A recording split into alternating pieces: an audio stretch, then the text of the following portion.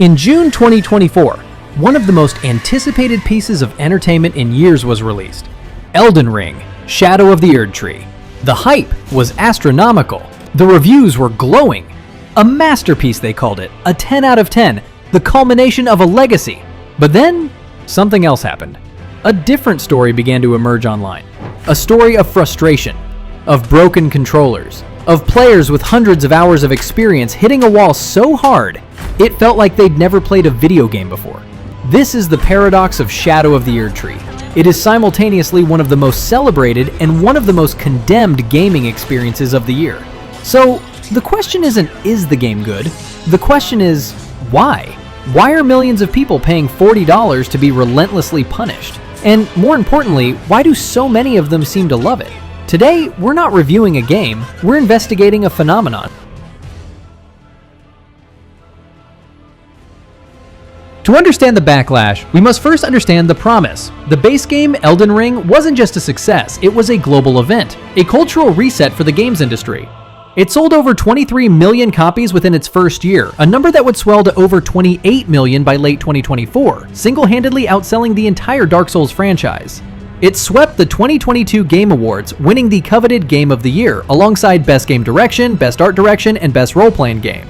It wasn't just a game for a niche audience anymore, it was a phenomenon that had brought the notoriously difficult Souls formula to a massive mainstream player base. The promise for its first and only expansion, Shadow of the Erdtree, was simple: more of that masterpiece. Developer From Software announced it would be their largest expansion ever, featuring a map bigger than the base game's starting area of Limgrave, over 10 new major bosses, and a staggering 8 new weapon categories to master, from agile light greatswords to savage beast claws.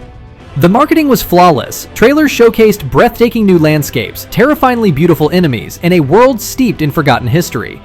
But the biggest promise was narrative. For 2 years, the community had pieced together fragments of lore, and now they were being invited to solve one of the universe's greatest mysteries. Players would finally follow in the footsteps of Miquella the Kind, the enigmatic Empyrean twin to the infamous Malenia. Lore descriptions told of how Miquella abandoned his golden flesh, his blinding strength, and even his fate to travel to the Land of Shadow, a place purged in an unsung war. The marketing placed a new central figure at the heart of this conflict: Messmer the Impaler, a fearsome snake-wielding demigod tasked with purging the land with flame, a lost son of Queen Marika who had been erased from history. For all intents and purposes, this wasn't just a DLC, it was positioned as a sequel-sized event. The gaming world was ready. The stage was set for a triumphant return to the lands between. If players managed to overcome the lion, they soon met a second gatekeeper that crystallized a different set of complaints: Rellana, Twin Moon Knight. Rellana represented a perceived violation of the game's established combat rhythm. The Souls combat system is often described as a dance, a back and forth of dodging an enemy's telegraphed attacks and punishing the openings. Rellana, many argued, broke this dance. Players on forums described her as having attacks that were glued to you like a homing missile, making tactical positioning feel pointless. Crucially, unlike other notoriously difficult bosses like Malenia, Rellana could not be staggered by most attacks, removing a key tool players used to interrupt combos and create openings. This forced a passive, frustrating strategy of waiting for her to exhaust her long, relentless strings of attacks just to get a single hit in before backing away. Her combination of speed, aggression, flawless tracking, and high damage led many to feel the fight was simply overtuned.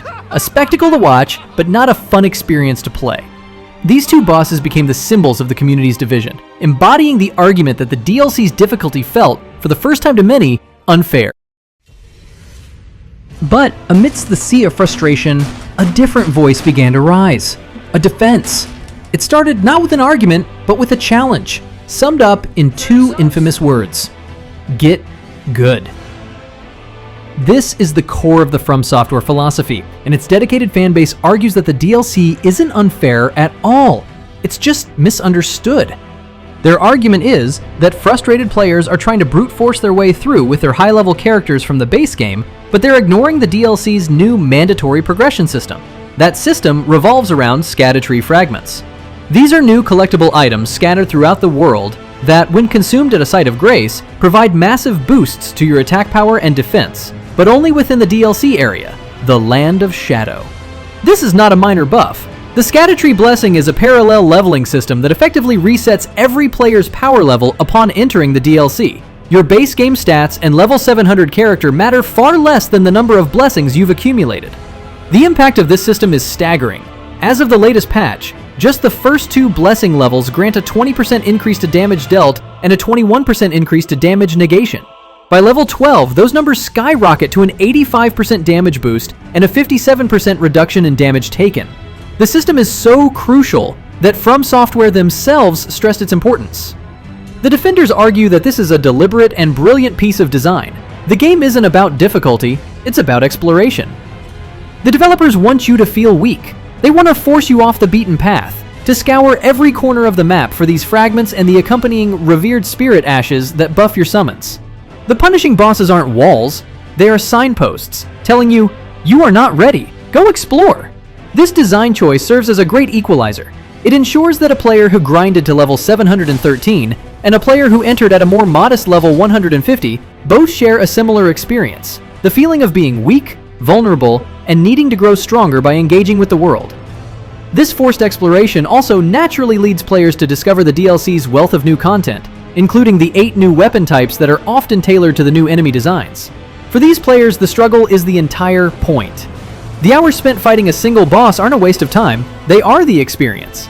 The eventual victory provides a rush of euphoria and a sense of genuine accomplishment that, they argue, you simply can't get from more accessible games.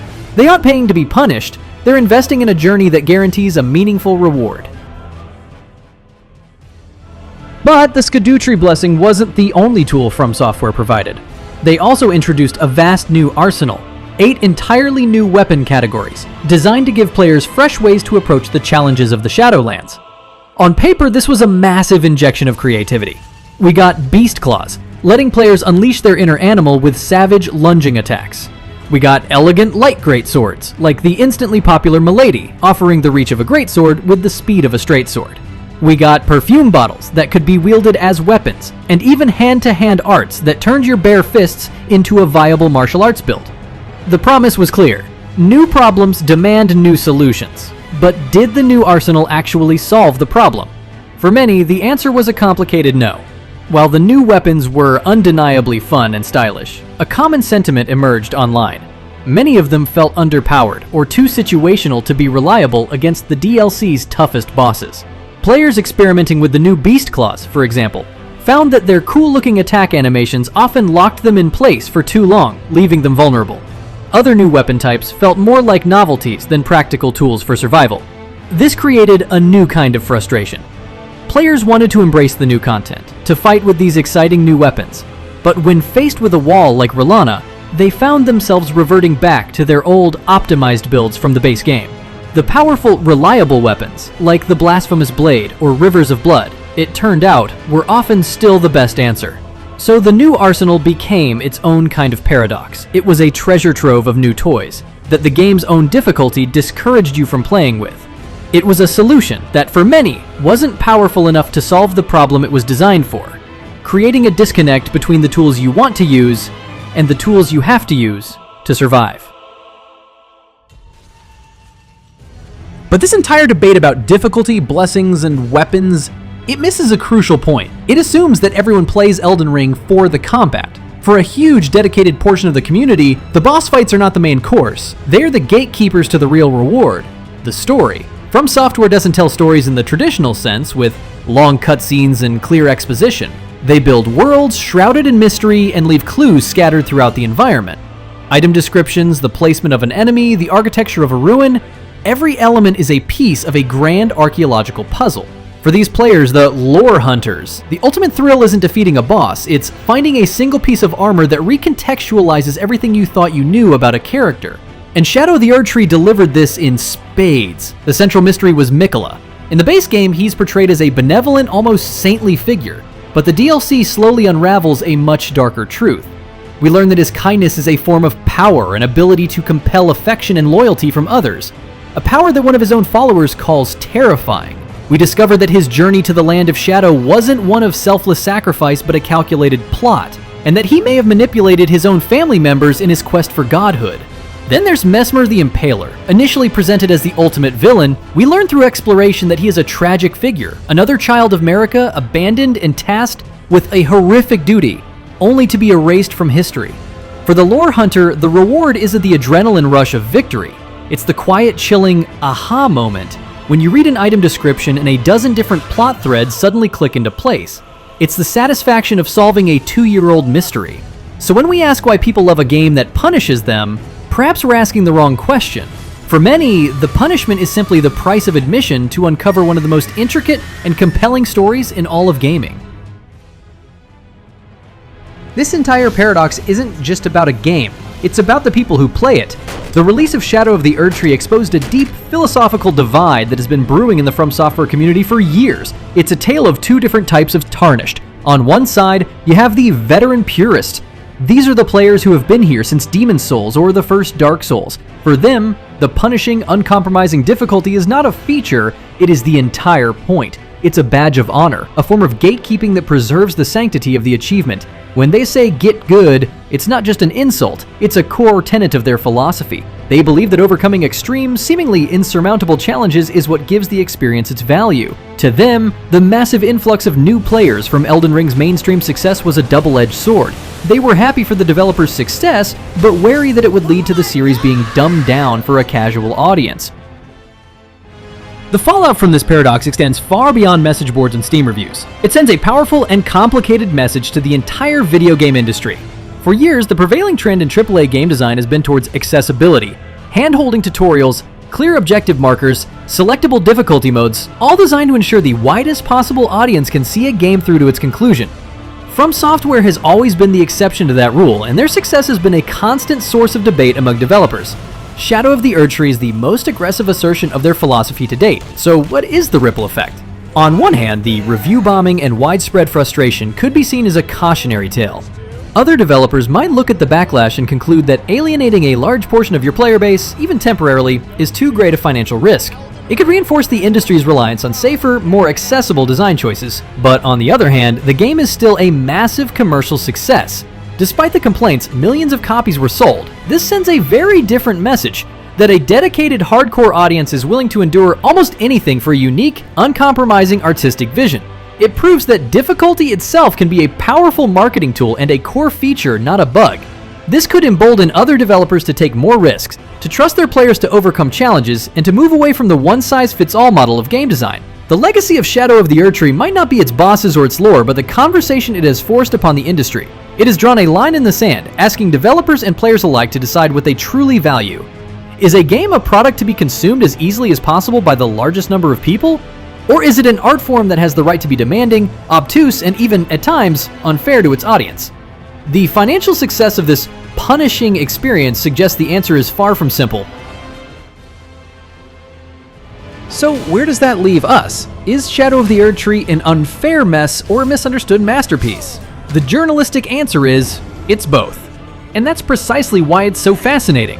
This isn't just a debate about a video game, it's a debate about what we, as players, value in our entertainment. And it's a case study in what happens when a niche, hardcore philosophy collides with mainstream success. The base game of Elden Ring welcomed millions into the fold with a promise. The challenge is steep, but your growth is respected.